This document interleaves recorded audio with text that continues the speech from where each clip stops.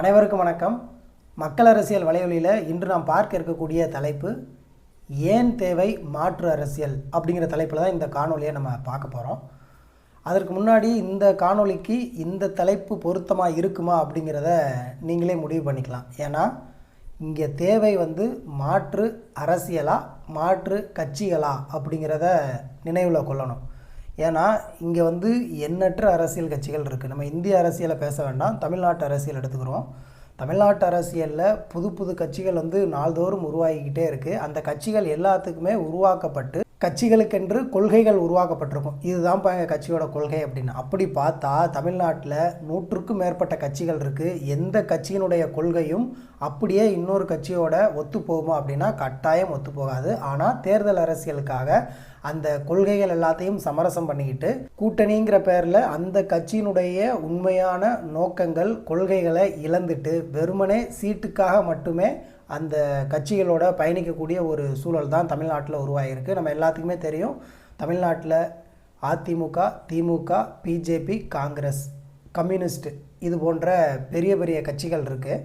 இப்போ தமிழ்நாட்டில் இருக்கக்கூடிய மிகப்பெரிய கட்சிகள் அப்படின்னா இந்த 4 கட்சிகள் தான்.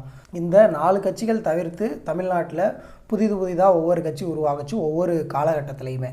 அது மதிமுக, விடுதலை சிறுத்தைகள், தேமுதிக, பாமக, புதிய தமிழகம், இப்படி எண்ணற்ற கட்சிகள் உருவாகிட்டே இருக்குது. அதன் வரிசையில் தான் நாம் தமிழர் அப்படின்னு ஒரு கட்சி 2010 தொடங்கப்பட்டது. இப்போ புதிதாக நடிகர் விஜய் அவர்கள் தமிழக வெற்றி கழகம் என்ற ஒரு அரசியல் கட்சியை தொடங்கியிருக்காங்க. இப்படி புதிதாக கட்சிகள் உருவாகிட்டே இருக்குது. ஆனால் அரசியல் என்பது எப்படி இருக்குது அப்படிங்கிறத தான் நம்ம இந்த காணொலியில் பார்க்க போகிறோம்.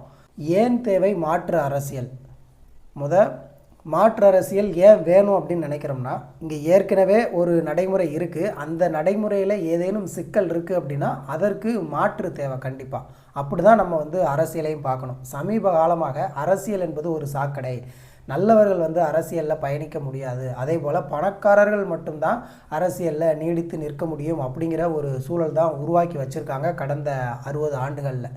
அப்போ இதையெல்லாம் மாற்றணும் அப்படின்னா ஒரு கட்சி புதிதாக தொடங்கப்பட்டு இது எல்லாத்தையும் மாற்றிடுமா அப்படின்னா கண்டிப்பாக மாற்ற முடியாது. ஏன்னா இந்த அரசியல் புரிதல் இப்போ புதிதாக இருக்கக்கூடிய அல்லது புதிதாக அரசியலுக்கு வரக்கூடிய இளைஞர்கள் மத்தியில் இந்த மக்கள் அரசியல் அப்படின்னா என்ன அப்படிங்கிறது அவங்க உள்வாங்கியிருக்கணும். அப்படி வாங்கினா மட்டும்தான் இந்த அரசியலை தொடர்ந்து பேச முடியும். அப்போ புதிதாக ஒரு கட்சி உருவாகிட்டால் மட்டும் இங்கே எல்லாமே மாறிடுமா அப்படின்னா கட்டாயம் மாறாது. ஏன்னா நம்ம பார்த்த வரைக்கும் அரசியல் கட்சிகள் எப்படி இயங்கிட்டு இருக்கு, வேட்பாளர்கள் எப்படி தேர்வு பண்ணுறாங்க, அந்த வேட்பாளர்கள் மக்கள் பிரதிநிதிகளாக தேர்வு செய்யப்பட்ட பின்பாக அவர்களுடைய செயல்பாடு எப்படி இருக்குது அப்படிங்கிறத நம்ம தொடர்ந்து பார்த்துக்கிட்டே இருக்கோம். அப்போ இது எல்லாத்துக்கும் ஒரு மாற்று வேணும் அப்படிங்கிறது தான் மாற்று அரசியல் அப்படின்னு நம்ம சொல்கிறோம். அப்போ இது முழுக்க முழுக்க மக்கள் அரசியலாக இருக்க வேண்டும், அதிகாரம் முழுக்க மக்களிடம் இருக்க வேண்டும் அப்படிங்கிறது தான் இந்த மக்கள் அரசியலுடைய மிக முக்கியமான நோக்கம்.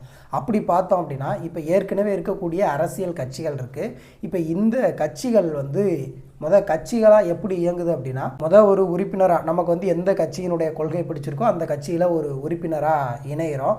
உறுப்பினராக இணைஞ்சு நம்ம பகுதியிலிருந்து நம்ம கட்சிகளுக்கான வேலையை பார்த்து அதன் மூலமாக கிளை பொறுப்பு, ஒன்றிய பொறுப்பு, நகர பொறுப்பு, மாவட்ட பொறுப்பு அப்படின்னு பொறுப்புகள் வகித்து அதன் பின்பு நம்ம உள்ளாட்சி தேர்தலில் போட்டிக்கிட்டு அப்புறம் சட்டமன்ற தேர்தல், அப்புறம் பாராளுமன்ற தேர்தல், இப்படி தான் நம்ம ஒவ்வொரு கட்சியிலையும் வேட்பாளர்கள் அவங்க கட்சியிலையும் பொறுப்பு வகிச்சுக்கிட்டு கட்சிக்கு நல்லா வேலை பார்த்தாங்க அப்படின்னா அதன் பின்பு அவங்க மக்கள் பிரதிநிதிகளாக ஒரு வாய்ப்பு, வேட்பாளராக நிற்கக்கூடிய வாய்ப்பு கட்சிகள் கொடுக்கும்.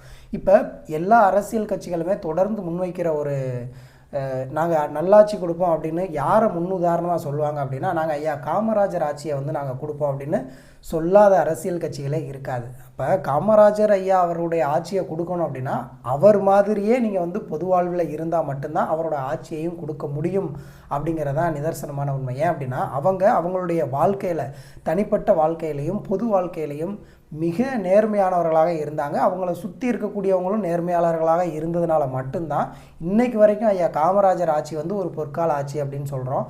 அதன் பின்பாக யாருமே ஒரு சிறப்பான ஆட்சி கொடுக்கல அப்படின்னு இப்போ இருக்கக்கூடிய எல்லா அரசியல் கட்சியினருமே அந்த கருத்தை தான் முன்வைப்பாங்க.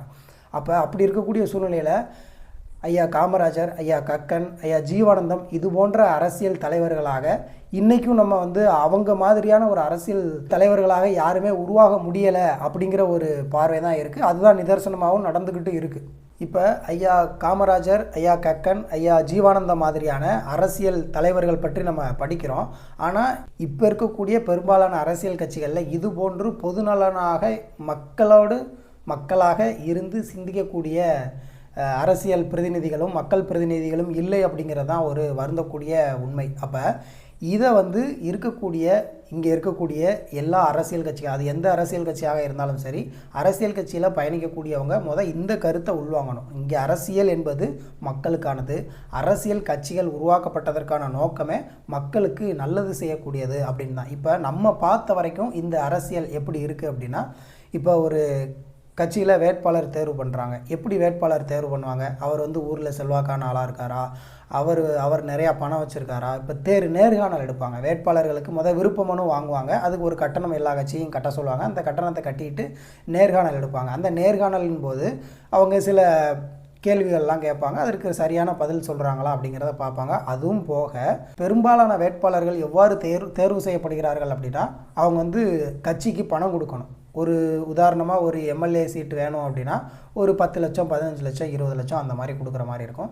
அதே மாதிரி தான் எம்பி வேட்பாளராக இருந்தாலும் சரி, இதே மாதிரி பணம் கொடுத்து தான் வேட்பாளராக நம்ம வந்து சீட்டை விலைக்கு வாங்குகிறோம். அப்போ விலைக்கு வாங்கக்கூடிய அந்த நபர் எப்படி வந்து மக்களுக்கான சரியான நபராக இருப்பார் அப்படிங்கிறது கேள்விக்குறி தான். ஏன்னா நம்ம தொடர்ந்து 60-50 ஆண்டு காலமாக நம்ம பார்த்துக்கிட்டு இருக்கோம். அதான் நடக்குது. இப்போ இதுதான் வேட்பாளர் தேர்வு இந்த மாதிரி நடக்குது. சரி, வேட்பாளர் தேர்வு பண்ணிட்டாங்க. அடுத்து அந்த வேட்பாளரை வச்சு மக்கள்கிட்ட வாக்கு சேகரிக்க போகணும். அப்போ வாக்கு சேகரிக்க போகும்போது கூட ஒரு 100 பேர் 200 பேர் இருந்தால் தான் மக்கள் வந்து பிரமிப்பாக பார்ப்பாங்க. அப்படிங்கிறதுக்காக சம்பளத்துக்கு ஆள் கூட்டு. முன்னாடியெல்லாம் அப்படின்னா அந்த கட்சியில் உறுப்பினர்களாக இருக்காங்க அப்படின்னா அந்த கட்சியினுடைய கொள்கைகள் மீது ஈர்க்கப்பட்டு அந்த கட்சிக்கு வந்து உழைக்கணும் அப்படிங்கிற நோக்கத்தில் எந்த ஒரு பிரதிபலனும் பாராமல் கட்சிக்காக வேலை பார்க்கணும் அப்படின்னு போனவங்க தான் அதிகம். ஆனால் இப்போ சூழ்நிலை எப்படி மாறிடுச்சு அப்படின்னா, ஒரு குறிப்பிட்ட ஒரு ஊர் எடுத்துக்கிறோம். அந்த ஊரில் போகிறாங்க அப்படின்னா ஒரு குறிப்பிட்ட நபர்கள் இதுக்காகவே செயல்படுறாங்க.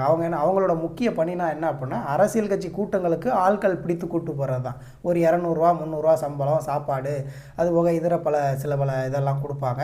அதை வச்சுக்கிட்டு இந்த கட்சி கூட்டத்துக்கு ஆள் சேர்க்குற வேலையை ஒரு சிலர் வந்து தெளிவாக பார்த்துக்கிட்டு இருக்காங்க. எல்லா அரசியல் கட்சிகளையும் அப்படி தான் நடந்துக்கிட்டு இருக்குது. இப்போ புதிதாக வந்திருக்கக்கூடிய இந்த நாம் தமிழர் கட்சியில் மட்டும்தான் அது வந்து விதிவிலக்கு. ஏன்னா அவங்க வந்து சொந்தமாக அவங்களோட கை காசையும் போட்டு கட்சிக்காக உழைக்கணும் அப்படின்னு ஒரு நோக்கத்தில் அந்த கட்சி உறுப்பினர்கள், பொறுப்பாளர்கள் எல்லாமே அப்படி தான் இருக்காங்க. அப்போ மற்ற அரசியல் கட்சிகள்லேருந்து நாம் தமிழர் கட்சி முற்றிலும் வேறுபட்டது. ஏன்னா நம்ம இதுவரைக்கும் என்ன பார்த்தோமோ அந்த அரசியலை தான் நம்ம பேசுகிறோம். அப்போ வேட்பாளர் வந்து வாக்கு சேகரிக்க போகும்போது இப்படி ஒரு 200 பேர் 300 பேரை வந்து அவங்களுக்கு சம்பளம் கொடுத்து கூப்பிட்டு போகிறாங்க. இந்த மாதிரி தான் வேட்புமனு தாக்கல் பண்ணிவிட்டு மக்களை சந்திக்க போகும்போது இந்த மாதிரி பொதுமக்களை காசு கொடுத்து கூட்டிகிட்டு போகிறாங்க.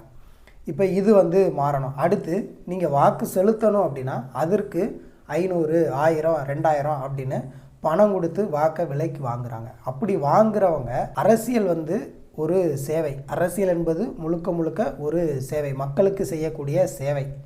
அதற்கு நீங்கள் வந்து தொழில் மாதிரி முதலீடு பண்ணிட்டு வரும்போது அந்த முதலீடு பண்ண பணத்தை எப்படி எடுக்கலாம் அப்படிங்கிறதுல தான் அவங்க கவனம் இருக்குமே தவிர மக்களுக்கு நல்லது செய்யணும் அப்படிங்கிற சிந்தனையே ஒருபோதும் வராது. பல உதாரணங்கள் அதுக்கு நம்ம எப்போவுமே நம்ம பார்த்துக்கிட்டே இருக்கிறோம். அப்போ இந்த அரசியலை வந்து முழுக்க மாற்றணும் அப்படின்னா ஏற்கனவே இருக்கக்கூடிய அரசியல் கட்சிகளில் இருக்கக்கூடியவங்க அரசியல்னால் என்ன அப்படிங்கிறத கற்றுக்கறணும். இல்லை புதிதாக ஒரு அரசியல் கட்சி உருவாகுது அப்படின்னா அந்த அரசியல் கட்சியில் இருக்கிறவங்களாவது மக்கள் அரசியலை தொடர்ந்து பேசணும். நம்ம எதுக்காக ஒரு அரசியல் கட்சியில் பயணிக்கிறோம், அந்த அரசியல் கட்சியினுடைய நோக்கம் என்ன, கட்சிகள் உருவாக்கப்பட்டதற்கான நோக்கம் என்ன, ஏன் வந்து மக்கள் மாற்று அரசியல் தேவை அப்படிங்கிறத இவங்க உள்வாங்கணும். இப்போ சமீபத்தில் தொடங்கப்பட்ட இந்த தமிழக வெற்றி கழகம் அப்படின்னு ஒரு கட்சி, அந்த கட்சியினுடைய தேனி மாவட்ட தலைவராக இருக்கக்கூடிய மரியாதைக்குரிய லெஃப்ட் பாண்டி அப்படிங்கிறவர் ஒரு சமீபத்தில் ஒரு 10 நாளைக்கு முன்னாடி எல்லா செய்திகள்லையும் அதுதான் வைரல் கண்டென்ட்டாக இருந்தது.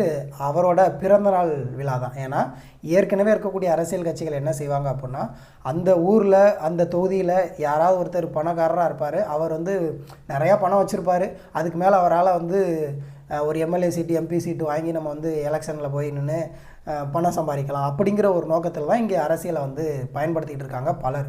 அப்போ அதே போல் ஒரு கான்செப்டில் தான் இப்போ இருக்கக்கூடிய அரசியல் கட்சியினராவது மாறணும் அப்படின்னா ஏற்கனவே நடந்த தவறுகள் போல் நடக்கக்கூடாது. முன்னாடி இருந்தவங்க என்ன செய்வாங்க அப்படின்னா, அவங்களுக்கு அவங்களே வந்து விளம்பரம் பண்ணிக்கிறாங்க. அவங்களோட பிறந்தநாள் விழாவுக்கு பெரிய பெரிய விழாக்கள் போல் நடத்தி மக்களுக்கு நலத்திட்ட உதவிகள் கொடுத்து அதை விளம்பரப்படுத்தி, ஏன்னா அவங்க தேர்தலில் நிற்கணும் அப்படின்னா இப்படி ஒருத்தர் இருக்காரு அப்படிங்கிறத வெளிக்காட்டிக்கிறணும் அப்படிங்கிறதுக்காக அப்படியெல்லாம் செஞ்சாங்க.